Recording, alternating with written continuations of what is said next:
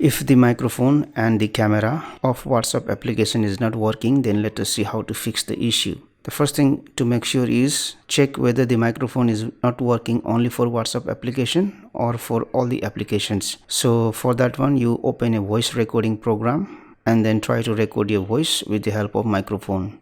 If you see that the voice recording app can record your voice, that means the microphone is not working only for WhatsApp application. So what you have to do is you have to go to settings here. You have to go down and select applications, then scroll down and then open WhatsApp application. Go to permissions here. Now if you see, there is an option here, microphone, which is right now enabled. But suppose if this is disabled, then what happens is WhatsApp cannot use microphone.